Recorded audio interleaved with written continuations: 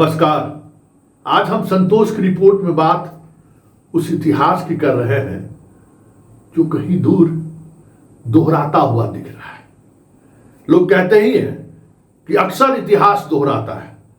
तो आज दिल्ली में जो कुछ भी हुआ और जिस स्तर पर हुआ, चर्चा बिहार में होनी शुरू हो गई है कि लगता है इतिहास दोहराने वाला है। जी हां, इस देश के राजनीतिक इतिहास में जब जब देश अंगड़ाई लेने की बात हुई है, बिहार कहीं न कहीं किसी न किसी रूप में उस बदलाव के साथ खड़ा दिखा है। चाहे वो गांधी का महात्मा बनना, जेपी का जननायक बनना, या फिर राहुल का SIR को लेकर जिस आंदोलन की लीड कर रहे हैं वो मुद्दा। तीनों इतिहास के उस घड़ी को आप गौर करिए तो इस बार भी मुद्दा बिहार ही है। हम शुरू से कह रहे थे कि ये जो गहन मतदाता पुनरीक्षण का कार्यक्रम है, वो चुनाव आयोग कह सकते हैं कि बिहार में इसकी बात कर रॉन्ग नंबर डायल कर दिया है। क्योंकि बिहार हिसाब लेना भी जानता है, हिसाब देना भी जानता है, और सड़क पर उतरना भी जानता है, और संघर्ष करना भी जानता है। बिहार का मतलब ही यही है। भले यहाँ इंडस्ट्री ना हो, भले शिक्षा की अब वो भूमि ना रही हो, लेकिन राजनीतिक रूप से बिहार आज भी उस चेतन अवस्था में है जहां से कभी भी अगर करवट लिया तो देश की राजनीति बदल सकती है। इस बात को मोदी भी समझते हैं, इस बात को शाह भी समझते हैं। इसलिए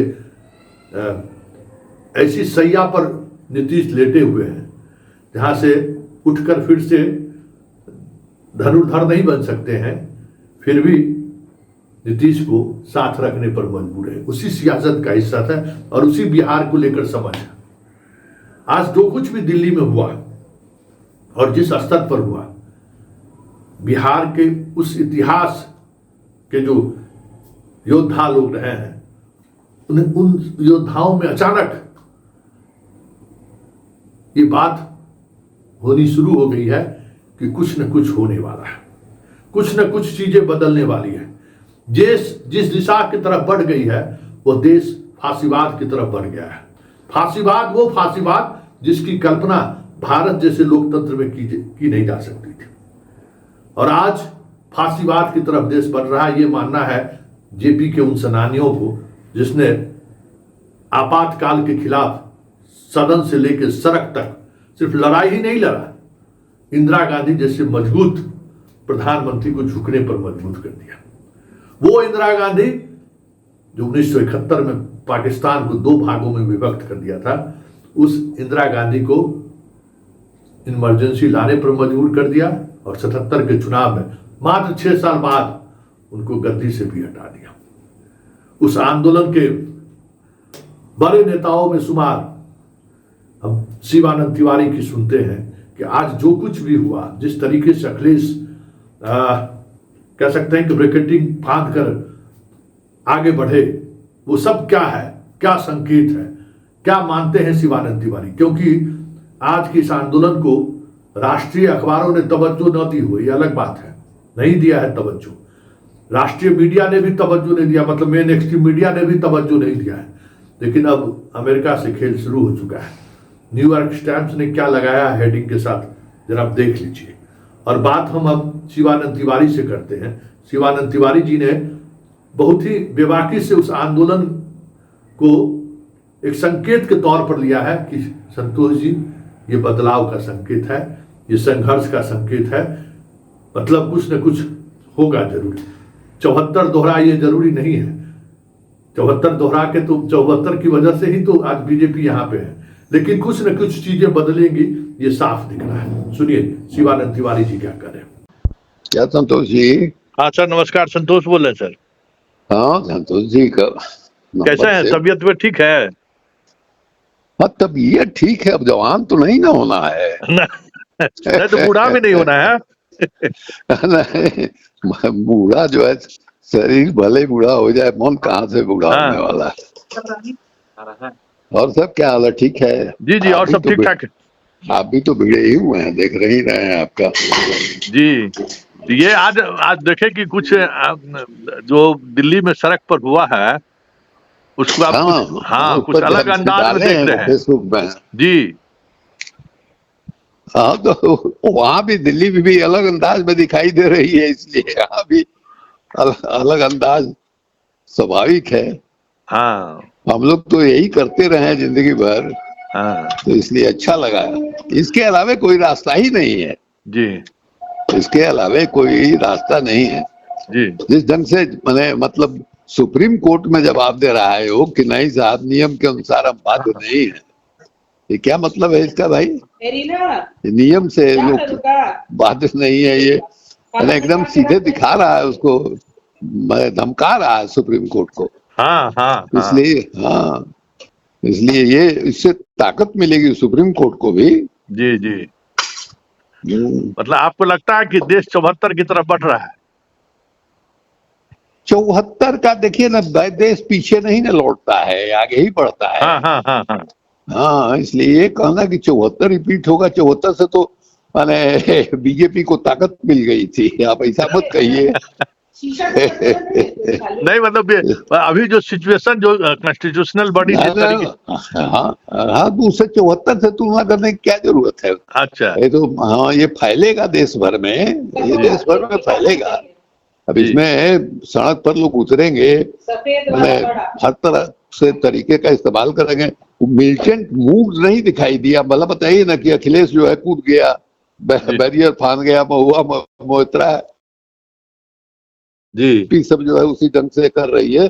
तो पूरा ये जो पूरा दृश्य दिखाई देगा देश भर में, जी। तो एक गर्मी पैदा होगी ना संतोष जी। अच्छा गर्मी आपको लग रहा है ना, हाँ क्योंकि आप बार बार आह्वान कर रहे थे जेल जाना जरूरी है, सड़क पर उतरना हाँ जरूरी है। हाँ एकदम बिल्कुल बिल्कुल। हम तो खुलेआम कह रहे थे कि जब तक ये लोग जेल नहीं जाएंगे, जी हम जो है एथी में पार्टी के मीटिंग में कहे हम इस बात को कि भाई सब सर ठीक है, लेकिन जब तक ये लोकतंत्र नहीं बचेगा और उसको बचाने के लिए आपको जेल जाना जरूरी है। बिना संघर्ष के हम लोग, मान लीजिए कि सरकार भी दिल्ली की बदली, संघर्ष से ही ना बदली। जी जी जी जी। आपने सुना। अब उस जेपी आंदोलन के दौरान छात्र संघर्ष वाहिनी के नेशनल कन्वीनर, उस छात्रों को नेतृत्व करने वाला युवा चेहरा उस वक्त के कुमार सुब्रमण्यम क्या सोचते हैं इस आंदोलन को लेकर, क्योंकि वो मान रहे हैं कि देश फांसीवाद की तरफ बढ़ चला है। बहुत मुश्किल है देश को इस झंझावट से बाहर निकलना, लेकिन आज कुछ संकेत ऐसे जरूर मिले हैं जिससे लोगों में एक उम्मीद जगी है कि अब लोग संघर्ष करने के लिए, अब लोग इस बात को मानने लगे हैं कि यह सरकार जो डेमोक्रेटिक राइट है लोगों का वो छीनने पर आमदा है। जरा सुनिए कुमार सुब्रमण्यम जी क्या कह रहे हैं। मैं तो मानता हूँ कि देश में पिछले 2 साल 3 साल से फांसीवाद अपने काफी नंगे रूप में है और वो उसी रूप में बढ़ता चला जाएगा। और क्या रूप लेगा कहना मुश्किल है। ये गृह युद्ध तक भी जा सकता है, या फिर अगर जनता बांग्लादेश की तरह या श्रीलंका की तरह खड़ी हो जाए तो इनको जवाब मिल सकता है और फिर से लोकतंत्र स्थापित हो सकता है। अन्यथा इनके हाथ में रहा तो ये जिस दिशा में जा रहे हैं उसी दिशा में चले जाते रहेंगे और ये सब अपनी ही कब्र वो खोद रहे हैं। ये बात क्या है? मतलब आप लोग 74 आंदोलन में बहुत सारी चीजें आपको जहन में होगा, उस आंदोलन का आप लोग नेतृत्वकर्ता में रहे हैं। उस दौर में और आज के दौर में क्या फर्क लग रहा है आपको? क्यों वो आंदोलन सड़क पर लोग नहीं उतर पा रहे हैं? इतनी बड़ी संख्या में वोटरों का नाम काट दिया गया है, फिर भी कोई आक्रोश नहीं दिख रहा है, इसकी वजह क्या है? देखिए आक्रोश तो है लेकिन सड़क पर नहीं उतर रहे हैं। अगर हम मानते हैं कि हम लोग की आदत है नेता के पीछे चलने की, तो समय जयप्रकाश जी का नेतृत्व था, बहुत बड़ा नेतृत्व था, इसलिए बहुत बड़ी संख्या में लोग सड़क पर उतर आए और समय रहते जयप्रकाश जी ने युवकों का आह्वान किया। इस बार काफी तानाशाही आगे बढ़ गई है, फांसीवाद से भी 4 कदम आगे पहुंची। ऐसे में और कोई नेतृत्व नहीं है तो लोग सोचते हैं, क्रोधित हैं, समझ भी रहे हैं कि सड़क पर उतरने की जो बात है वो क्रिटिकल पॉइंट उसको क्रॉस नहीं कर पा रहे हैं। मैं समझता हूँ कि कोई भी अगर आगे बढ़ेगा, जाने माने लोगों में राहुल गांधी आगे बढ़े, या और कोई आगे बढ़े तो जनता बिल्कुल तैयार है, वो आगे बढ़ेगी। ना आपको लगता है कि जनता अब वहां पर जनता के अंदर अब वो स्थिति आ चुकी है, जैसे ही अगर कोई नेतृत्व मिलेगा भरोसे का बिल्कुल तो 74 वाली स्थिति आ सकती है? 74 वाली का उससे भी आगे, आज तो 2025 है, जी 2025 की स्थिति आ जाएगी और इसको झुकना पड़ेगा या हटना पड़ेगा। ये मतलब सरकार झुकेगी या टूटेगी, इसमें दो राय नहीं है। मतलब इस स्थिति में देश पहुंच गई है, ये आपको महसूस हो रहा है? उनको तो महसूस हो ही रहा है, लोगों को महसूस नहीं हो रहा है, इसका हमको आश्चर्य हो रहा है। काफ़ी पढ़े लिखे लोग भी इत्मीनान से हैं। असल में गुलामी का एहसास बड़ा मुश्किल है। अंग्रेज़ों के ज़माने में भी बड़े बड़े विद्वान थे जो गुलामी का एहसास जिनको नहीं था, लेकिन आम जनता ने, गांधी जी ने जो नेतृत्व डाला, उसके कारण आम जनता ने भी वो एहसास किया और वो कोई पेट भरने के लिए खड़े नहीं हुए बल्कि आज़ादी के लिए खड़े हुए। आज वही मामला है कि ये पेट भरने का सवाल नहीं है, ये आज़ादी का सवाल है। नागरिकता या वोटर बनना ये हमारा अधिकार है, न कि सरकार ये अधिकार हमको देगी। इस संविधान का सरासर उल्लंघन है। संविधान में कोई प्रावधान नहीं है कि हम वोटर हैं इसके लिए हम आवेदन करें, नागरिक हैं इसके लिए हम आवेदन करें। ये हमारा राइट है। हमने सरकार बनाई है, सरकार से हम नहीं है। जनता से सरकार है, सरकार से जनता नहीं है। इसलिए ये जो दो बुनियादी अधिकार है लोकतंत्र में, ये नागरिकता का और वोट देने का, ये तो अपने आप हम 18 साल के हो गए, हम वोटर बन गए। ये तुम्हारी जिम्मेदारी है कि आकर के दर्ज करो अपने रजिस्टर में, फिर हम वोटर हो गए। नहीं करोगे तब फिर हम देखेंगे। हम जन्म लिए, हम नागरिक बन गए और तुम हमसे नागरिकता कुछ हो गए। तुम यानी सरकार, सरकार को कोई अधिकार नहीं। सरकार नागरिकों द्वारा बनाई गई है, नागरिक ही उसके आधार है। वो उलट करके नागरिक से पूछ रही है, ये उसकी बदतमीजी है और संविधान का खुला उल्लंघन है। और ये सरकार समझती है कि हम चाहे जो करें, जनता में ये दम नहीं है। उसने इतना अंधविश्वास फैला दिया है, धार्मिक उन्माद फैला दिया है कि वो निश्चिंत है कि ऐसी जनता खड़ी नहीं होगी।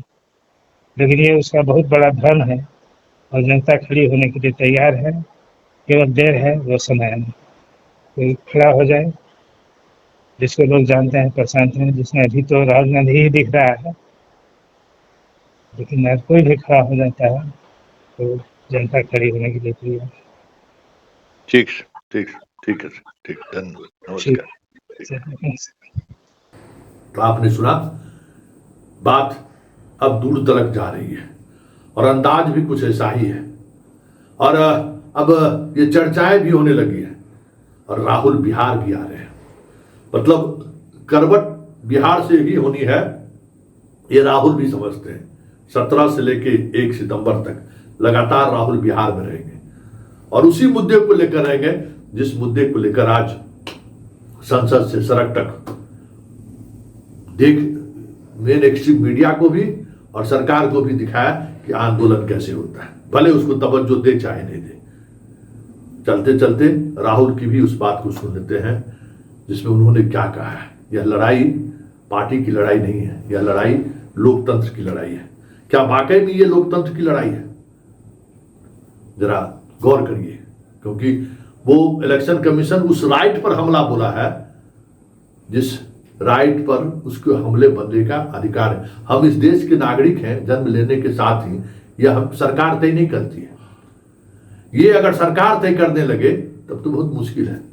हम 18 वर्ष के हो गए तो सरकार हमारा नाम वोटर लिस्ट में डालेगा, ये सरकार का काम है। लेकिन सरकार ये तय नहीं कर सकती है कि आप वोट डालने के लिए आप योग्य है कि नहीं है, ये तय नहीं कर सकता। 18 वर्ष हुआ, उसका नाम उसको जोड़ना है। हम जन्म लिए तो यहाँ के नागरिक हो गए। जन्म लेना ही इस हमें भारतीयता की पहचान ही नहीं, हमारे ऊपर ठप्पा है कि हम जन्म लिए यहाँ, हम भारत के नागरिक हो गए। उस पर इसका सीधे सीधे तौर पर इलेक्शन कमीशन का हमला है। चलिए देखना दिलचस्प होगा कि ये जो अंगड़ाई ली है क्या अंजाम तक पहुंचता है, या फिर जिस तरीके से पूरी मीडिया, पूरा सिस्टम इस आंदोलन को कुचलने में लगा हुआ, इस आंदोलन की लोकप्रियता को खत्म करने पर लगा है।